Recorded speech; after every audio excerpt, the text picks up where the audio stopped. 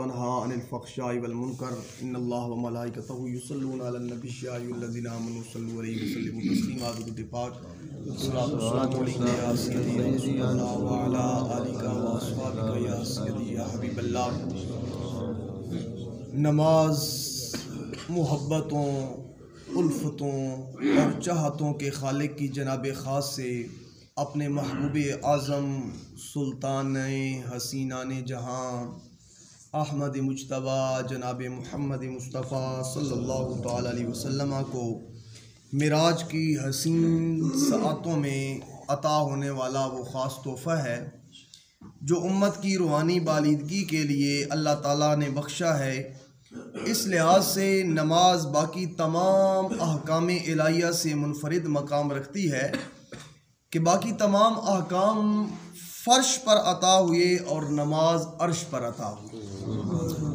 हकीम मुतलक ने पहले 50 नमाज़ें अता फरमाई, महबूब को रुख्सत किया, लेकिन रास्ते में छठे आसमान पर जनाब मूसा अलैहिस्सलाम को खड़ा कर दिया। उनको भी शौक़ दीदारे इलाही था। कहा रास्ते में खड़े हो जाओ, मेरा महबूब नमाज़ें लेकर आएगा, उसके रुख ताबा पर मेरी तजल्लियात का झुरमट होगा। उसे देखकर अपनी प्यास भी बुझा लेना और उनकी मोहब्बतें वसूल करने के लिए उनकी बारगाह में नमाज की तखफीफ का सवाल भी कर लेना। फरीज़ा उम्मत, अब आपसे गुजारिश है कि ज़रा तवज्जो से सुने, बातों में ना लगे। फरीज़ा उम्मत के लिए आसान होगा, दिल आपका राज़ी हो जाएगा। नबी करीम सल्लल्लाहु तआला अलैहि वसल्लम बार बार हरीम कुद्स में हाजिर होते रहे। उसने मुतलक के जलवे समेटते रहे और जनाब मूसा अलैहिस्सलाम की आंखें भी ठंडी फरमाते रहे। हत्ता के नमाजें 50 से 5 रह गई। मूसा अलैहिस्सलाम ने मज़ीद तखफीफ के लिए कहा तो आप अलैहिस्सलाम ने फरमाया, नहीं, अब मुझे रब की बारगाह में जाने से हया आती है कि मैं मज़ीद जाकर जो है वो नमाजें कम करवाऊँ, इसलिए मज़ीद अर्ज़ नहीं करूँगा। तो जब अर्शिदुल्ला सुए फ़र्श रवाना हुआ तो फ़याज़ अज़ल का दरिया करम ठाठे मारने लगा और फरमाया, ए मेरी चश्मे कुदरत के तारे, ए मेरे मोहम्मद करीम सल्लल्लाहु अलैहि वसल्लम, लो जाते हुए ये खुशखबरी भी सुन लो, तुम्हारी उम्मत पढ़ेगी 5 नमाजें, लेकिन हम अजर उसे 50 का देंगे, अजर 50 का दिया जाएगा। तो सामीन मोहतरम, बंदा मोमिन सरापा इनकिसार बनकर अपने रब के हुजूर हाज़िरी देता है, नमाज अदा करता है, लेकिन उसको एक सवाल बेचैन रखता है कि क्या मैंने जो बंदगी के सजदे किए हैं वो कबूल भी हैं या नहीं। तो इस सिलसिला में ये मेयार ज़हन में रखें कि इन्न सलात तन्हा अनिल फ़हशाइ वल मुनकर, कि बेशक नमाज बेहयाई और बुरे कामों से रोकती है। तो अगर आपकी नमाज आपको बुराई और बेहयाई से रोक रही है तो उसका मतलब है कि आपकी नमाज कबूल है। और अगर अभी तक आप इस सआदत से महरूम हैं तो फिर समझ लीजिए कि नमाज की अदायगी में कहीं सुस्ती और खामी मौजूद है जिसको दूर करने की ज़रूरत है। तो आज हमारा अलमिया ये है कि हम में से बहुत से लोग पूरी कल्बी आमादगी के साथ मस्जिद में हाजिर भी होते हैं, अस्तंजा वुज़ू का भी पूरा एहतमाम करते हैं, लेकिन जब नमाज के लिए खड़े होते हैं तो तर्जमा नमाज से ला इल्म होने की वजह से ज़बान तो तोते की तरह फर फर चल रही होती है, लेकिन दिल पर उसका कोई असर नहीं होता, इसलिए कि पता ही नहीं कि मैं ज़बान से जो अपनी रब की बारगाह में अर्ज़ कर रहा हूँ वो क्या अर्ज़ कर रहा हूँ। तर्जमा जब नहीं आता तो इंसान की ज़बान तो फर फर बोल रही होती है, लेकिन ये पता नहीं चलता कि मैं रब की बारगाह में अर्ज़ क्या कर रहा हूँ। तो जब नमाज दिल तक पहुँच ही नहीं पाएगी तो फिर उसकी इस्लाह कैसे करेगी।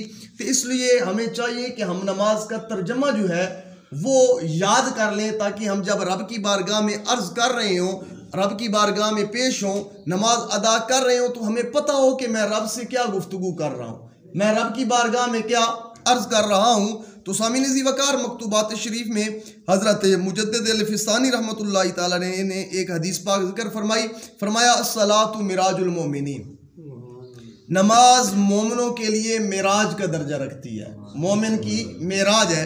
तो नमाज मोमिन की मिराज है। लफ्ज़ मिराज अपने अंदर 2 दोस्तों की मुलाकात की बेपनाह मिठास और शिरीनी रखता है। मिराज बंदों पर अल्लाह करीम की फयाजियों का दूसरा नाम है। मिराज पस्तियों को छोड़कर बुलंदियों की तरफ महवे परवाज होना है। मिराज फुरकत की खिज़ां से निकलकर विसाल की बहार की तरफ सफ़र करने को कहती हैं। इसलिए तो नबी करीम अलैहिस्सलाम ने फरमाया अंताबुदल्लाह का अन्नका तराहू फ़इल्लम तकुन तराहू फ़इन्नहू यराक, यानी अल्लाह ताला की इबादत ऐसे करो जैसे तुम जलवाए हाय रबानी को देख रहे हो, और अगर ये तसव्वुर न बन सके तो फिर कम अज कम ये तसव्वुर बना लिया जाए कि वो रब मुझे देख रहा है।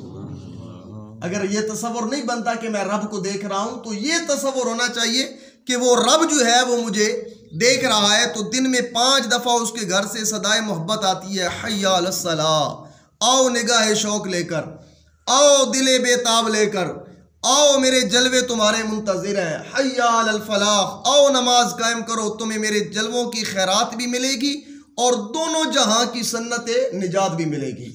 आ जाओ मेरी बारगाह में, आ जाओ मेरे घर में। तो इब्न माजा शरीफ की हदीस मुबारक है कि अन उबादा इब्न सामित अन्नहु समी रसूलुल्लाह सल्लल्लाहु तआला अलैहि वसल्लम यक़ूलु मा मिन अब्दिन यस्जुदु लिल्लाहि सजदतन इल्ला कतबल्लाहु लहू बिहा हसनतन व महा अन्हु बिहा सय्यतन व रफ़अ लहू बिहा दरजतन फस्तक्सिरू मिनस सुजूद। हज़रत उबादा बिन सामित से रवायत है कि नबी करीम अलैहिस्सलाम ने फरमाया, जो बंदा अल्लाह ताला के लिए एक सजदा करता है, अल्लाह की रज़ा के लिए एक सजदा करता है, अल्लाह ताला उसके लिए एक नेकी भी लिख देता है और एक बुराई को भी मिटा देता है और एक दर्जा बुलंद करता है।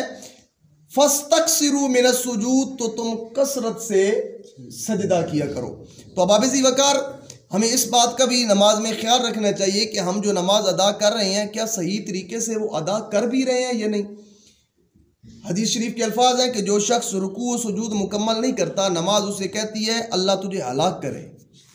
जो नमाज सही अदा नहीं करता, नमाज कहती है कि अल्लाह तुझे हलाक करे, जिस तरह तूने मुझे ज़ाया किया। फिर उस नमाज को पुराने कपड़े की तरह लपेट कर जो है वो नमाजी के मुंह पे मार दिया जाता है।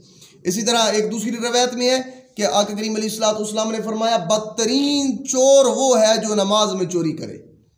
अर्ज़ की गई, या रसूल अल्लाह, नमाज का चोर कौन है? तो फरमाया, वो जो रुकू सुजूद जो है वो मुकम्मल न करे। तो रुकू सुजूद मुकम्मल न करने का क्या मतलब? मिसाल के तौर पर इंसान रुकू में गया, नमाज पढ़ रहे हैं, रुकू में गया, अभी मुकम्मल जो है वो झुका ही नहीं और खड़ा हो गया, अभी जो है वो कौमा मुकम्मल नहीं किया, यानी रुकू के बाद जो है वो मुकम्मल खड़ा नहीं हुआ कि वो सजदे में चला गया। इसी तरह दो सजदों के दरमियान यानी जलसा करना, वो मुकम्मल अभी बैठा नहीं कि दूसरे सजदे में चला गया। तो ये है नमाज में चोरी करना, यानी नमाज जो है वो सही अदा न करना, ना रुकू सही अदा करना, ना सजदा जो है वो सही तरीके से करना, बस जल्दी जल्दी जो है वो टकरे मारना और निकल जाना।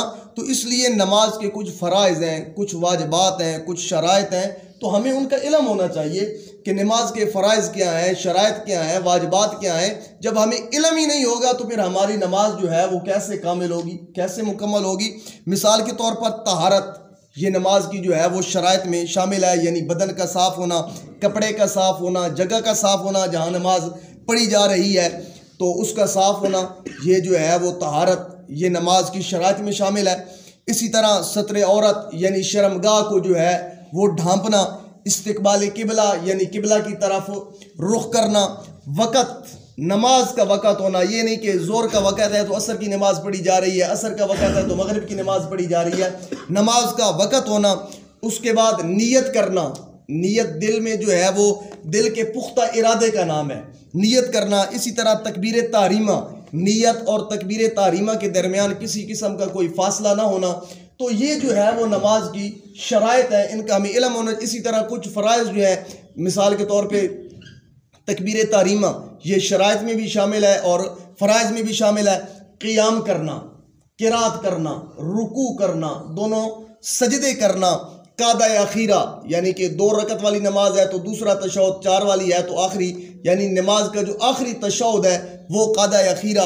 खुरूज बिस्सुन्ना, इरादे से जो है वो अपने इरादे से नमाज से निकलना, तो ये नमाज के क्या है? फ़राइज़ है। याद रखना, शराइत और फ़राइज़ में से कोई एक भी रह जाए तो नमाज अदा नहीं होती, नमाज जो है वो दोबारा पढ़ी जाएगी। नमाज दोबारा अदा करनी होगी जब शराइत और फ़राइज़ में से कोई चीज़ भी रह गई, या चाहे जानकर छोड़ दी, जानबूझकर छोड़ दी, या गलती से जो है वो रह गई। इसी तरह कुछ वाजिबात हैं फ़र्ज़ की पहली 2 रकतों में, और बाकी नमाज़ों की हर रकत में एक बार अल्हम्दुलिल्लाह शरीफ पढ़ना, सूरत फातिहा की तिलावत करना, किरात करना, ये जो है वो वाजिब है।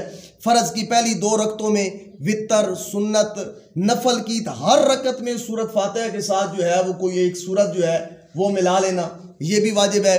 कौमा करना यानी रकू के बाद जो है वो सीधा खड़ा होना, जलसा करना यानी 2 सजदों के दरमियान जो है वो बैठना, क़ादा उला यानी 3 और 4 रकतों वाली नमाज में 2 रकतों के बाद जो है तशहुद पे बैठती हैं, तशहुद पढ़ती हैं, वो जो है वो क़ादा उला। इसी तरह दोनों क़ादों में जो है वो तशहुद पढ़ना, क़ादा उला में तशहुद के बाद जो है वो कुछ ना पढ़ना, यानी पहले तशहुद में अब्दुहु व रसूलुहु के बाद और कुछ ना पढ़ना। इसी तरह इमाम जो है वो जब किरात कर रहा हो, चाहे बुलंद आवाज़ से कर रहा हो या जारी हो या सिरी हो, तो हर 2 सूरतों में जो है मुक्तदी का खामोश रहना, ये भी वाजिब है। इसी तरह लफ्ज़ सलाम कहना, वित्रों में जो है वो दुआए कनूत का पढ़ना, तो ये तमाम चीज़ें जो है ये नमाज के वाजिबात में शामिल है। तो नमाज के वाजिबात में से अगर कोई रह जाए, अगर कोई नमाज के वाजिबात में से भूल के कोई वाजिब बंदा छोड़ दे, तो फिर सजदा साहब लाजिम होगा। अगर जानबूझकर छोड़ देता है या सजदा साहब नहीं करता, तो फिर नमाज जो है वो लुटाना होगी, दोबारा नमाज पढ़ना होगी। तो इसलिए इन चीज़ों का हमें इल्म होना चाहिए कि नमाज के फ़राइज़ कितने हैं, शराइत कितनी हैं, वाजिबात कितनी हैं, सुन्नतें कितनी हैं। तो इन चीज़ों को सीखना चाहिए। हमें शर्म नहीं करनी चाहिए कि हाँ जी हमारी अब उम्र इतनी ज़्यादा हो गई है, अगर हम जो है ये कोई मसला पूछ लेंगे तो फिर क्या होगा। बल्कि ज़िमनन बात आ गई, मिसाल के तौर पे अब फजर की सुनते हैं, मैं कई दफ़ा देखने को मिला, मैं साथ बताता भी रहता हूँ। बल्कि कल ही एक भाई जो है वो जैसे ही फ़र्ज़ जमात हुई ना, साथ ही खड़े होकर 2 सुन्नतें जो है वो नियत कर ली। तो फजर के फ़ौरन बाद, फ़र्ज़ों के फ़ौरन बाद जब फजर के फ़र्ज़ अदा कर लिए जाएँ, तो उसके फ़ौरन बाद सुन्नतें जो है वो अदा नहीं की जा सकती जब तक जो है वो सूरज तुलू ना हो जाए। सूरज तुलू होने के तकरीबन 15-20 मिनट बाद, इतना टाइम बनता है, जो उसके बाद जो है वो सुन्नतें अदा करनी चाहिए। तो इसलिए जो है वो जब सुबह अज़ान हो जाए, अज़ान का वक़्त तो शुरू हो जाए, तो उसके बाद कोई नफल, कोई चीज़ जो है वो सिर्फ फजर की सुन्नतों के अलावा कोई चीज़ नहीं पढ़ सकते। लेकिन उस वक़्त तक जब जो है वो फ़र्ज़ अदा कर लें, उससे पहले पहले फजर की सुन्नतें भी अदा करनी होती हैं। अगर जमात का टाइम, जमात निकल रही है, इंसान शामिल हुआ है, तो जल्दी से जमात में शामिल हो गया, तो फिर ये नहीं कि जैसे ही जमात हो फ़ौरन सुन्नतें जो है पढ़ना शुरू कर दे, बल्कि नहीं, वो उस वक़्त तक इंतज़ार करे जब तक सूरज जो है वो तुलू नहीं होता। तो इसलिए इन मसाइल को जो है वो नमाज के मसाइल को हमें समझना चाहिए।